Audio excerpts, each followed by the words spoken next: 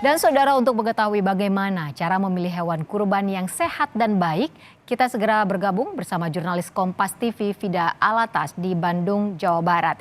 Fida, bagaimana tips memilih hewan kurban yang sehat dan baik?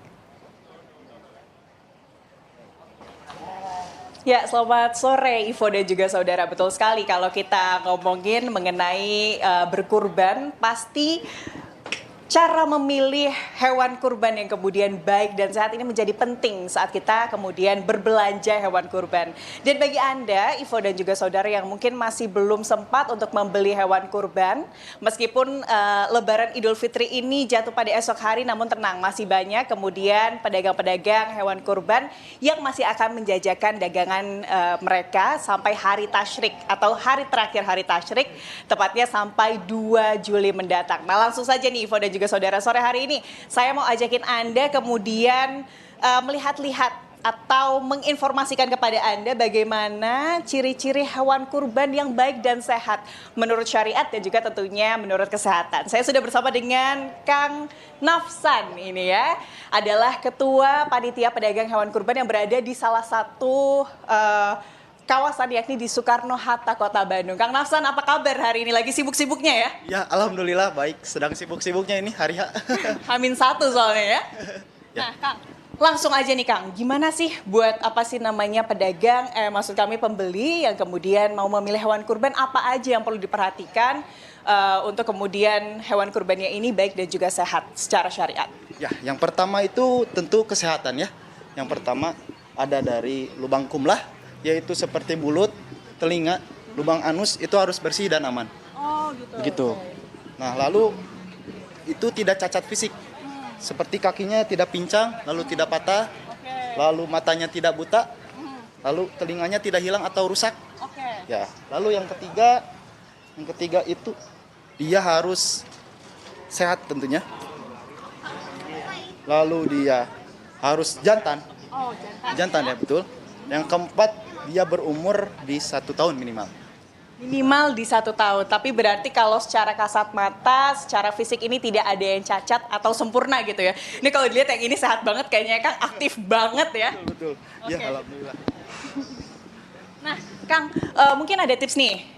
Kang Nafsan ini kan pedagang hewan kurban. Gimana sih bagi para pembeli yang kemudian mau membeli hewan kurban ini, kan banyak yang menjajakan.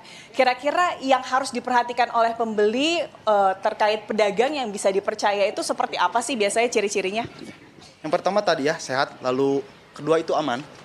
Yang ketiga, kita memang terpercaya karena penyaluran hewan kurban ini disalurkan kepada yang berhak, mustahik yang berhak. Seperti fakir miskin, lalu lingkungan sekitar gitu yang memang butuh untuk dagingnya gitu ya.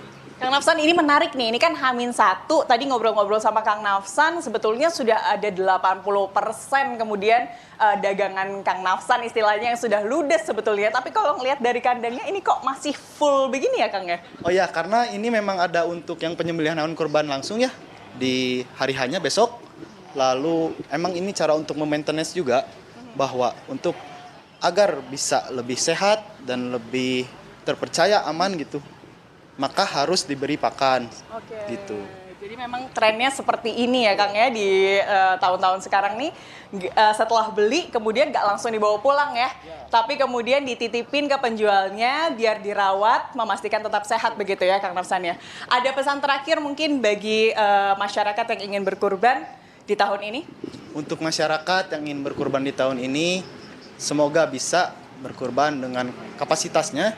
Yang pertama, kita tentu harus melihat syariat ya, bagaimana kesehatan dari hewan kurban tersebut. Dari yang tadi saya sudah jelaskan, yang pertama sehat, lalu tidak pincang, sempurna ya, kita betul. Seperti itu mungkin. Ya, terima kasih banyak Kang Nafsan, ini sudah berbagi, aduh saya sebelah domba.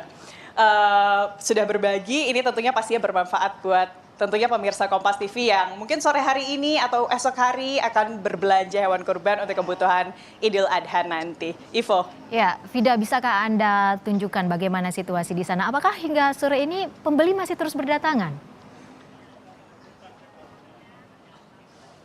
Ya Ivo, masih terus berdatangan. Saya mau nunjukin Anda selain pembeli yang berlalu lalang, kalau di tempat kami melaporkan saat ini, yang bisa dilihat ini adalah bagaimana kemudian tim dari penjualan hewan kurban ini memenuhi tempat penjualan hewan kurban tempat kami melaporkan saat ini. Ada banyak sekali, Ivo dan juga saudara, mereka hari ini betul-betul harus standby. Karena memang ini lagi busy time-nya, H-1 jelang esok hari Idul Adha. Tim yang paling sibuk kelihatannya ini adalah tim pengiriman. Karena tadi Ivo dan juga saudara, kalau melihat tren, memang di tahun-tahun ini itu trennya hewan kurban setelah dibeli tidak kemudian langsung dibawa pulang oleh pembeli, tapi tetap dititipkan di pedagang atau penjual agar kemudian bisa tetap dirawat, bisa tetap sehat dan kondisinya tetap prima sampai hari nanti mereka kemudian akan dikurbankan.